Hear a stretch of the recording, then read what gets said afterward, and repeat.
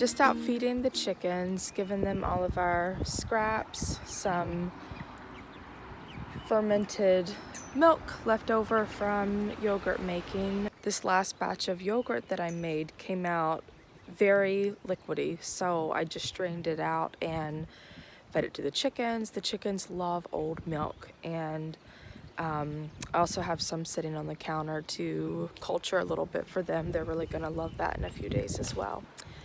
I want to share a little bit about some things that have happened lately that are unexpected, not in our plan as a family, and how I'm handling it, how I'm getting through that, because it's taken me a really long time to get to this point, and a lot of prayer, a lot of work, a lot of trust and faith, and it's not always been that case for me. I would get upset, I would get angry, I would be fearful and anxious, and I want to share those to hopefully give someone some type of encouragement that things are going to be okay, even if it wasn't in your plan. I love Henry Rollins' quote of, "In the winter I plot and plan, in the spring I move." And that is us to a T. In the winter, I love sitting up with a nice hot cup of tea or hot cup of coffee with all my garden books out, my pen, my paper, and I'm just doodling all of these plans and dreams. And then by April, May, I am so ready to get in the dirt, I can't even stand it. And so this year we wanted to have our garden completely finished with the beds, containers, amended soil, compost. We wanted all of that done by the end of February. That did not happen. We actually did not even start the garden until probably the end of March, and it has 2 beds in it and a pack of strawberries, or a container of strawberries, and that's it so far. So we are really behind on that, and it just wasn't our plan to be this behind on that. Thankfully, it's just a garden, and even though we are planting most vegetables next week, we still have a week to get caught up. And this is so small, but at first it was kind of big to me. I've been looking for a glass drink dispenser. It's one of my favorites that we have. I've been driving myself crazy looking for it during the last few parties and dinners that we've hosted, and I could not find it. So I was thinking, something happened to it, but at the end of the day, like, it's just probably a $20 or $30 glass container. So it's not the biggest deal in the world, but I did want to know. And this morning I found it all broken up in the bottom of a container, like stuffed in the back of one of our buildings. I don't know how it got there. I don't know how it broke or what happened, but I was a little bit bummed, and that was definitely unexpected. So it was a little bummy, but it is what it is. It's such a small thing. It's a material thing, and it is what it is, I guess. It's very easily replaceable.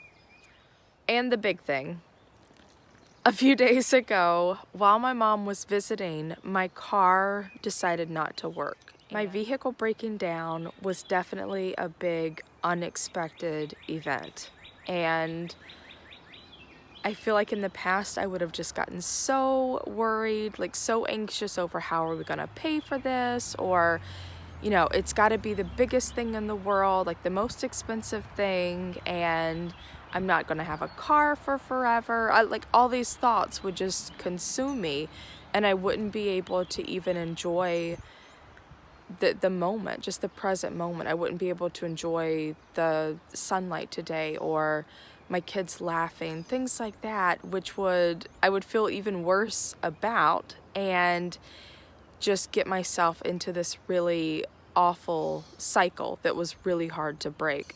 And with this event, I've actually been really cool about it, and it's still bummy. It's a super bummer, but it is what it is. It happened, and now we have to address it. We have to fix it. We have to move forward, and there's no sense in getting stuck in that cycle or letting those thoughts just rule my mind and not allow me to be present.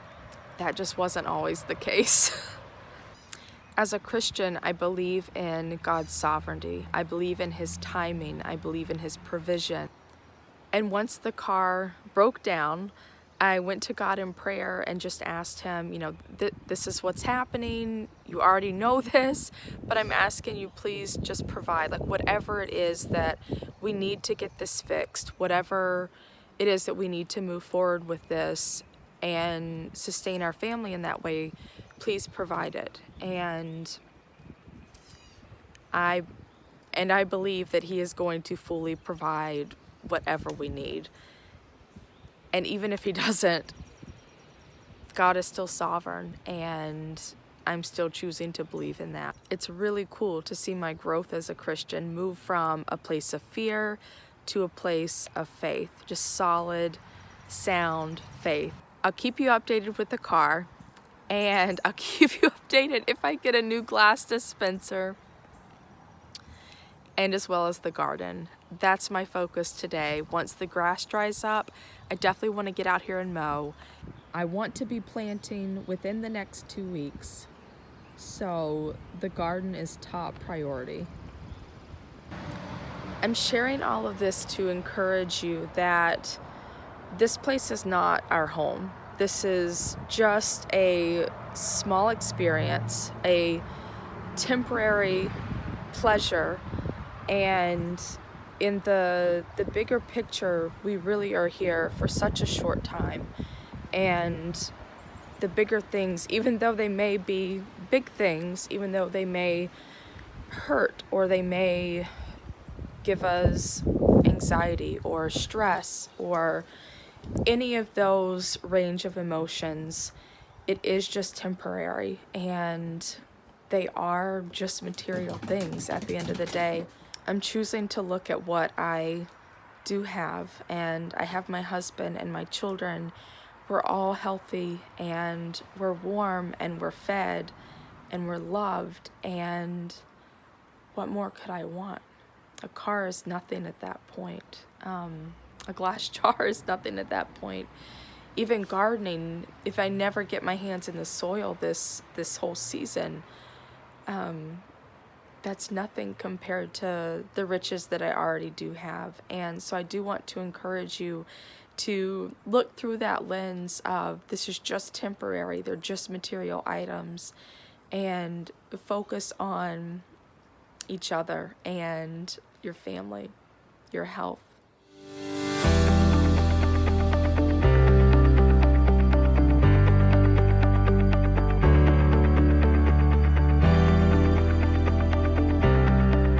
Speaking of unexpected events, the baby went down for an early nap today, which was unexpected, and a tire busted on our Gorilla cart, and I just sliced my finger making cheese on the stove, so that's an owie.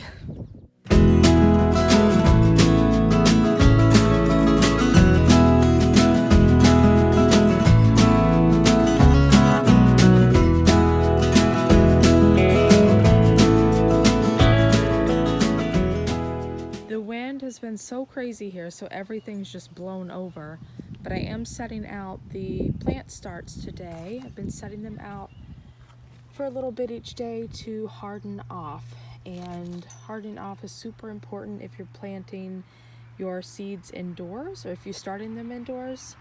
Definitely want to give them exposure to the wind, the sun, just the outside environment before you permanently plant them outside, so that they don't go into shock and die.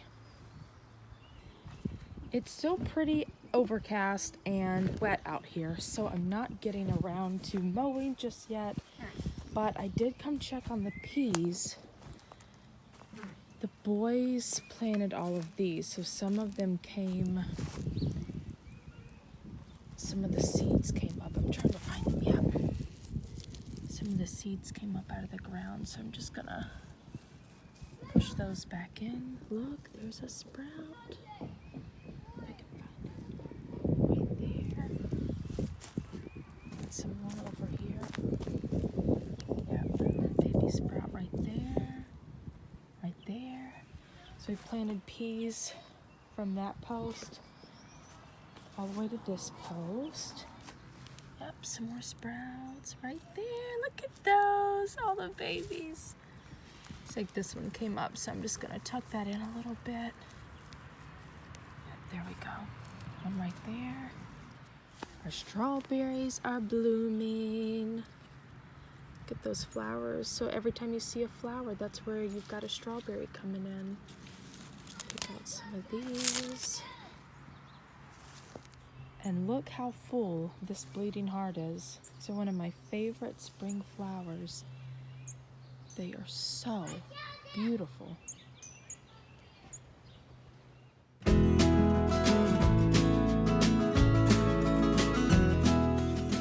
I don't necessarily know how to operate this tiller, or even if I'm strong enough to till a good amount, but I'm gonna try.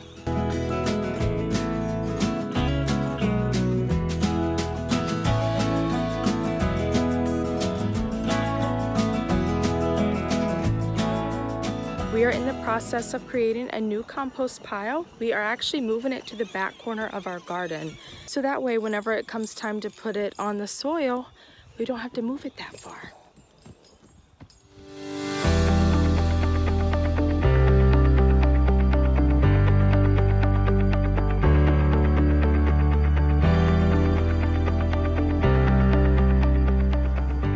This wind blew everything over. Blew all these leaves off. I've got to get out here and rake and pick all that up. When we moved here, there was a big dirt pile right here. I believe garden soil. It's so rich. It was covered in this huge tarp. And then all along the perimeter are blackberry bushes. And then our compost bin, we set that up over here to be right beside of this garden. But now most of it's composted, so we are going to be putting this in the garden, taking this fencing up, and moving the compost to the new garden. We're also going to be moving all of this soil to pots and to the new garden, and then we are going to trellis up the blackberry bushes. I can't wait to enjoy fresh blackberries again. I can't get the tiller started, and I'm not sure if my husband will have time to help me get that done today. So I'm just gonna go ahead and move this tarp over to the garden and cover up the grass.